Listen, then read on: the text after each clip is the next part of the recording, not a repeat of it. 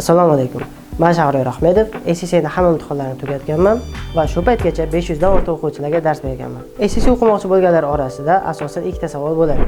Birinchisi, SSC'ni o'qishim kerakmi? O'qisam arziydimi?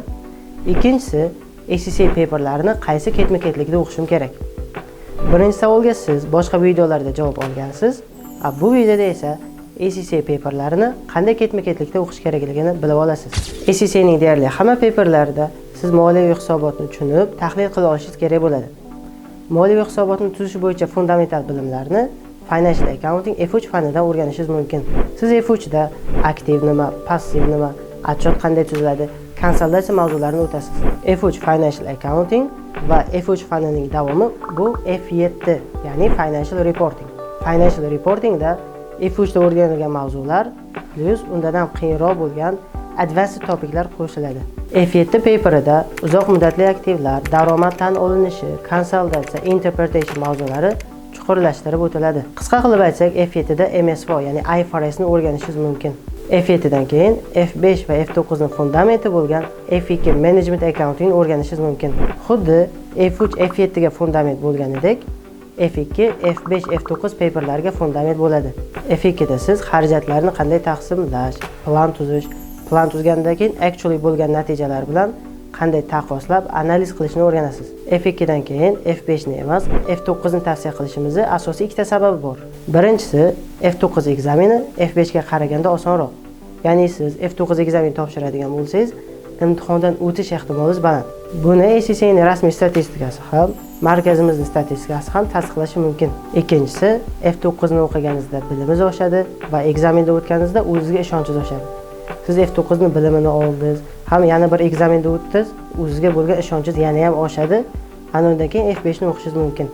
Endi F9 va F5 fanlarida qisqacha nima mavzular o'tilishi haqida ma'lumot berib o'taman. F9 da siz kompaniyaga pulni qayerdan olish kerak? Bankdanmi, investordan, equity sifatida olish kerakmi?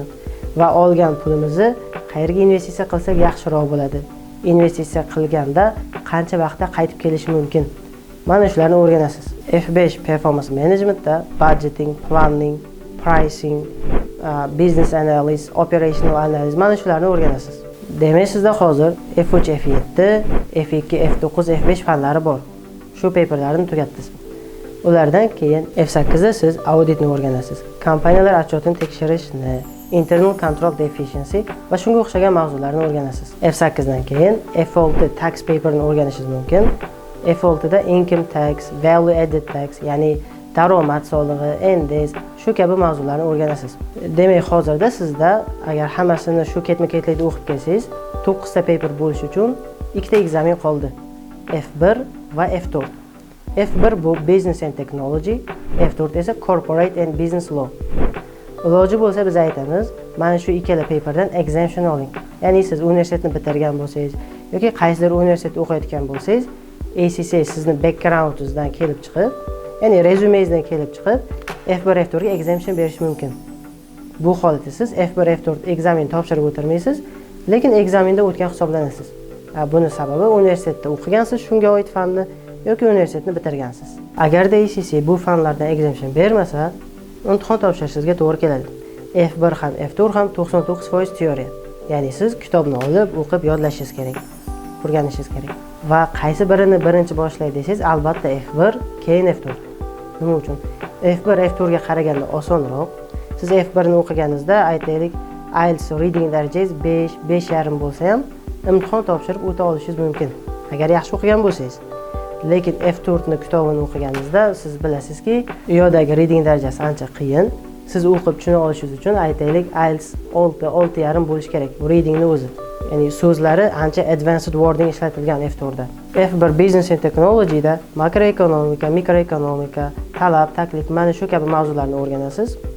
Va F4 da esa company law, employment law, contract law, ya'ni biznesga oid qonunlarni o'rganib chiqasiz. Shu bilan siz 9 ta paper hammasini tugatdingiz va ketma-ketligini takrorlab o'tamiz. F3, F7, F2, F9, F5, F8, F6, F1, F4. Siz uchun yana qanaqa qiziqarli va foydali ma'lumot berishimizni xohlaysiz? Kommentariyada yozib qoldiring va albatta kanalimizga obuna bo'ling. FPA Academy. Study ACCA. with professionals.